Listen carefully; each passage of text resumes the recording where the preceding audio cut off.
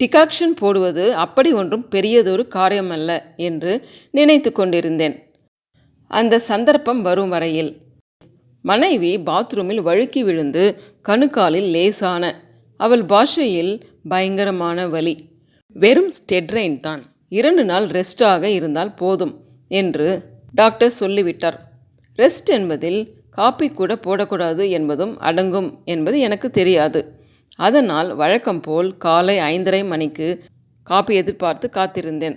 ரிசல்ட்டுகளை electronic இயந்திரம் வினாடி நேரத்தில் அறிவிக்கும் காலம் இது. மனைவி காப்பி போடுவாளா மாட்டாளா என்ற ரிசல்ட் 6 மணிக்கு மேல் தான் தெரிந்தது. டிகாக்ஷன் நீங்களே போட்டுவிடுங்கள், பாலையும் சிம்மிலே வச்சு நிதானமாக காய்ச்சி விடுங்க என்று சொல்லிவிட்டு தனது தூக்கத்தின் இன்ப எல்லைக்குள் பிரவேசித்து விட்டாள். நான் காப்பி குடித்து பழகியிருக்கேனே தவிர காப்பி போட்டு பழகாதவன். ஓரளவு காப்பி நடவடிக்கைகளை எட்ட இருந்து கவனித்திருக்கிறேன் என்றாலும் அதை தெரிந்து கொள்ள எந்த ஆர்வத்தையும் வளர்த்து கொள்ளாதவன். மனைவி போடும் காப்பி கிரிக்கெட் ஆட்டம் மாதிரி. சில சமயம் நன்றாய் இருக்கும், சில சமயம் சுமாராக இருக்கும், இன்னும் சில சமயம் நாம் எதை குடித்தோம் என்றே தெரியாது. மனைவி அமைவதெல்லாம் மாதிரி காப்பி அமைவதெல்லாம் டிகாக்ஷன் தந்த வரம். காப்பி பொடியை எந்த இடத்தில் வைப்பது என்ற அடிப்படை அறிவு சமையல் அறையில் புழங்குபவருக்கு இருக்க வேண்டும். மழை மறைவு பிரதேசம் மாதிரி கடலை மாவு பாட்டிலின் பின்னால் அதை ஒளித்து வைத்திருந்தால் எனக்கு எப்படி தெரியும்? பக்கத்து வீட்டு அம்மாள் கண்ணில் நம்ம வீட்டு பாட்டில் காப்பி பொடி பட்டால் திருஷ்டி பட்டுவிடும் என்பதாக ஒரு நம்பிக்கை. அவர்கள் வீட்டில் 2 கார் இருக்கிறது. அதன் மேலெல்லாம் நம்ம திருஷ்டிப்படும் என்று அவர்கள் நினைத்து காரில் கண் திருஷ்டி கணபதி ஒட்டி வைப்பதில்லை. ஆனால் நம்ம வீட்டு அற்ப காப்பி பொடியை பார்த்து பக்கத்து வீட்டம்மாள் கண் போட்டு விடுவாளாம். எல்லாம் சைக்கோ கேஸ். காப்பி பொடி எங்கே என்றதும் அதன் இருப்பிடத்தை முணங்கினாள். அதோடு அலைவரிசை ஆஃப் ஆகிவிட்டது. காப்பி பொடியை ஃபில்டரில் போட வேண்டும் என்பதெல்லாம் தெரியாத மூடனல்ல நான். அதையும் மேல் ஃபில்டரில் போட வேண்டும் என்கிற அளவுக்கு விஷயம் தெரிந்த ஞானஸ்தன். ஆனால் எந்த ஃபில்டர் என்பதில் ஒரு புதிர் வைத்திருந்தாள். ஒவ்வொருத்தருடைய ஹாபி எதையாவது கலெக்ட் செய்வது. சிலர் கீ செயின், சில பேர் 20 ரூபாய் நோட்டாக சேகரிப்பார்கள், சிலர் காதுக்கு மாட்டிக்கொள்ளும் ஏதோ ஒரு ஐட்டம், பொட்டு தினுசுகள், பெட்டி வகையரா. மனைவி ஒரு பில்டர் கலெக்டர். பல வகையான பில்டர்கள் வைத்திருக்கிறாள். சுமார் 9-10 இருக்கும். அது ஒழுங்காக அதனுடைய ஜோடியுடன் பொருத்தி குடித்தனம் நடத்தி கொண்டிருந்தால் சட்டென்று நாம் எடுத்துவிட முடியும். மேலுதுகளும் கீழுதுகளும் தனித்தனியாக ஒரு கூடையில் பலத்து கொண்டிருந்தன. மனைவி அதை செட் செய்து வைப்பதற்குள் தான் ஆக்சிடெண்ட் ஆகிவிட்டது. எந்த பாட்டத்துக்கு எது மேல் பாகம் என்று கண்டுபிடித்து அடுக்கி வைப்பதற்கே டங்குவர் அருந்துவிட்டது. அதற்கப்புறம் அதற்கு மூடி பொருத்தம் பார்ப்பதற்குள் முகூர்த்தமே முடிந்துவிடும் போலாகிவிட்டது. நல்ல வேலை, அவ்விடத்திலிருந்து இன்னுமா காப்பி போட்டாகிறது என்று குரல் வரவில்லை. சற்று கணிசமான ஒரு ஃபில்டரை தேர்ந்தெடுத்த பின் காப்பி பொடி போட ஸ்பூன் தேடியதில் சகல ஸ்பூன்களையும் தேய்க்க போட்டிருப்பது தெரிந்தது. ஆனால் நான் கொஞ்சம் சூட்சமும் மூளைக்காரனானதால் வேறு பாட்டில் ஒன்றிலிருந்து ஸ்பூனை எடுத்து உபயோகித்தேன். மேற்படி பாட்டிலில் இருந்தது மஞ்சள் தூள் ஆதலால் அதன் வாசனை காப்பி பொடியில் பற்றி கொண்டு விட போகிறது என்று அலம்பிவிட்டு, சே என்ன அவசரம், ஏன் ஆர்வம், காப்பி பொடி பாட்டிலில் ஈரமாகவே நுழைத்து விட்டேன். அது ஒன்றும் சிரசேதத்திற்குரிய மாபெரும் குற்றம் இல்லாவிட்டாலும் நாளைக்கு கோர்ட்டு முன் பதில் சொல்லியாக வேண்டிய கட்டாயம் உள்ளது. மனைவியின் குறுக்கு கேள்விகளும் என் நறுக்கு பதில்களும். நீங்கள் எந்த ஸ்பூனை போட்டீங்க?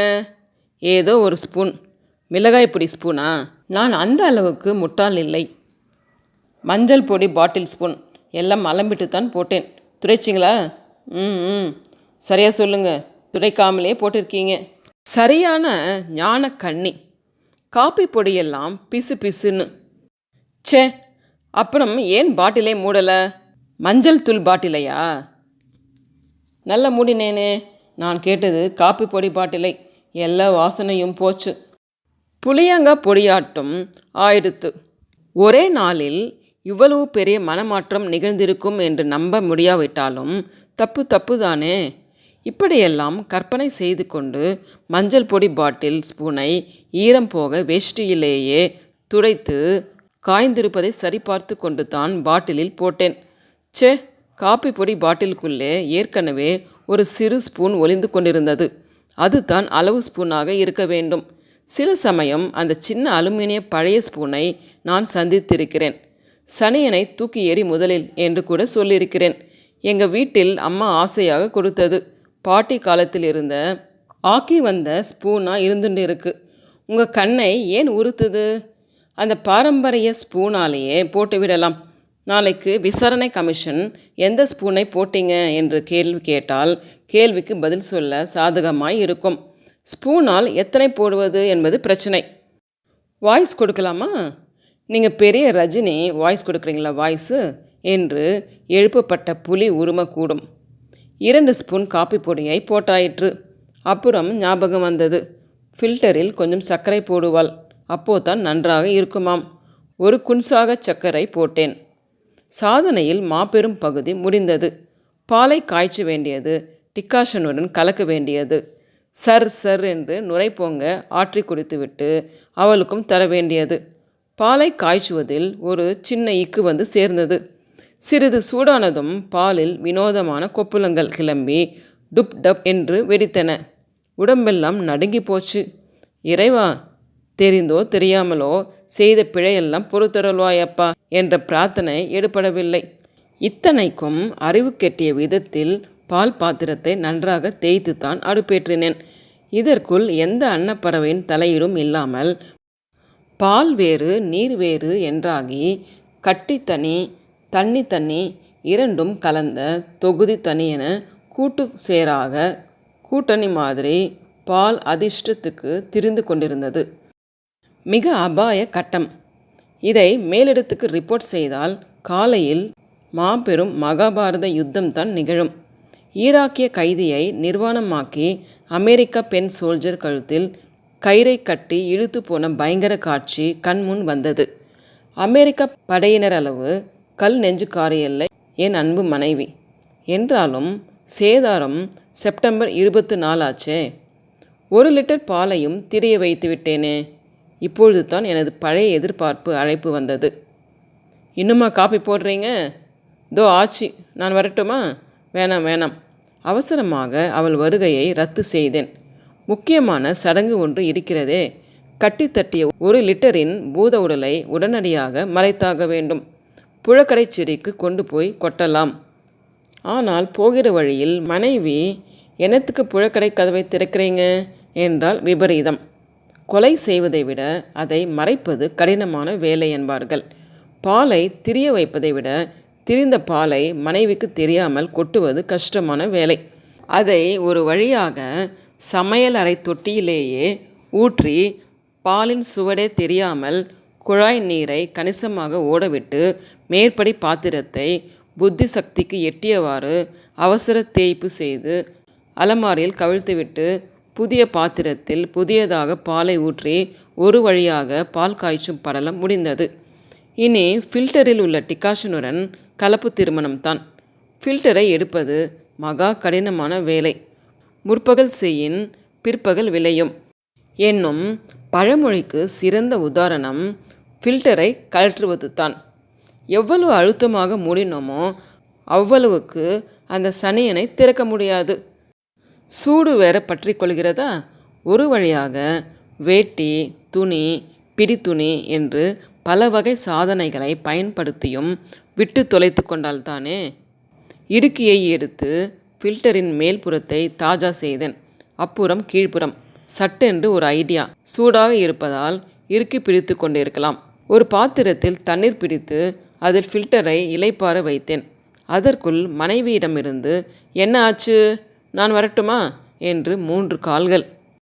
இதோ ஆச்சு என்று சமாதான குரல் தந்துவிட்டு முழு பலத்தையும் பயன்படுத்தி விபீஷணன் ராமேஸ்வரத்தில் சிவலிங்கத்தை பிடுங்கி பார்த்த மாதிரி பெருமுயற்சி செய்து கடைசியில் டமால் என்று ஜோடி பிரிந்தது.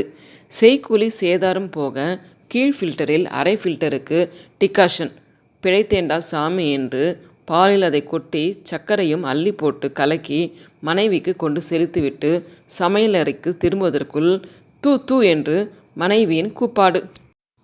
அழுத்தவே இல்லையா? கூவினாள். காட்டாளி டார்சன் கூட யானை கூட்டத்தை இத்தனை நீட்டி உறக்க அழைத்திருக்க மாட்டான். எதை அழுத்தலையா? செயற்கையான வீரத்துடன் காளி மாதாவிடம் மோதினேன். மனுஷி குடிப்பாளா என்று ஆற்றி காட்டினாள். மணல் மாறி கருப்பு மணல் டம்ளரிலிருந்து டபராவுக்கு மாறிக்கொண்டிருந்தது. அழுத்தவே இல்லையா? காப்பி பவுடர் பூரா அப்படியே இறங்கி தொலைந்திருக்கிறது. அழுத்தணும்னு தெரியாது. எதை? என் தலையை. மனைவி படுக்கையிலிருந்து கோப ஆவேசத்துடன் எழுந்தாள். என்னை ஒரு தள்ளு தள்ளி கொண்டு சமையலறைக்கு போய் ஃபில்டரை ஆராய்ந்தாள். ஒரு வாய் காப்பி போட லாய்க்கு இல்லை. மாடு கண்ணு போட்ட இடம் மாதிரி மேடையை கோரம் பண்ணி வச்சுருக்கீங்க. அழுத்தணும்னு தெரியாது. மனுஷி எப்படி குடிக்கிறதாம்? எதையடி அழுத்தணும்? காப்பி பொடியை ஃபில்டரில் போட்டுட்டு கடனேன்னு அப்படியே பெண்ணீரை ஊற்றினீங்களாக்கும். வேலையை முடிஞ்சதுன்னு. நான் மகா சிரத்தையுடன் செய்த காரியத்தை அவள் கடனே என்று செய்ததாக கூறியதற்கு வருத்தம் தெரிவித்தேன். அதற்குள் அவள் வேறு புது ஃபில்டரை எடுத்து புதுசாக காப்பி பவுடரை, இதனுடைய மேல் ஃபில்டர் எங்கே? அட ராமா, 4 ஸ்பூன் ஃபில்டருக்கு 2 ஸ்பூன் பாட்டத்தை போட்டு தொலைச்சி காப்பி பொடியையும் சரியாக அழுத்தாமல் காப்பி பொடியை அழுத்தணுமா? சர்க்கரை கூட போட்டேன். நீ போடுவியே அதே மாதிரி. உங்கள் தலை. காப்பி பொடியை அழுத்தி விடணும். உங்களுக்கு என்ன இழவு தெரிகிறது? 4 ஸ்பூன் அடிக்கிற காப்பி பொடி ஃபில்டரில் 2 ஸ்பூன் பொடியை போட்டு அதையும் அழுத்தாமலே அழுத்தினேனே. ஃபில்டர் விட்டுக்கவே மாட்டேங்கிற அளவு அழுத்தினேன். காப்பி பொடியை அழுத்தணும். இந்த வீட்டில் ஒருத்தி செத்தால் கூட அவளுக்கு ஒரு வாய் காப்பி போட்டு தர ஆள் இல்லை. செத்தால் ஒரு வாய் அரிசித்தான் போடுவார்கள் என்று சொல்லியவாறு நைஸாக ஸ்தலத்தை விட்டு நழுவினேன். 1/4 மணியில் மனைவி காப்பியோடு வந்தாள். நிஜமாவே காப்பி பிரமாதமாக இருந்தது. போடுறவ போட்டாதாண்டி எல்லாமே நல்லா இருக்கு என்று பாராட்டினேன். எனக்கும் காப்பி போட முறைப்படி கற்றுக்கொடு என்றேன். கற்றுக் கொடுக்குறாங்களாக்கும். கண் பார்த்தா கை வேலை செய்யணும். காப்பினா பொண்டாட்டி தான் போடணும் என்கிறது வடிகட்டின மேல்சாவனிசம். வாஸ்தவமான பேச்சு என்று நைஸாக நகர்ந்தேன். ஹோட்டல்களில் ஆண்கள் தான் காப்பி போடுகிறார்கள். மேலாவது சாவனிசமாவது உளறல். ஓகே குட்டீஸ், இந்த கதை பிடிச்சிருக்குன்னு நினைக்கிறேன். பிடிச்சிருந்தா லைக் பண்ணுங்கள், ஷேர் பண்ணுங்கள், சப்ஸ்கிரைப் பண்ணுங்கள்.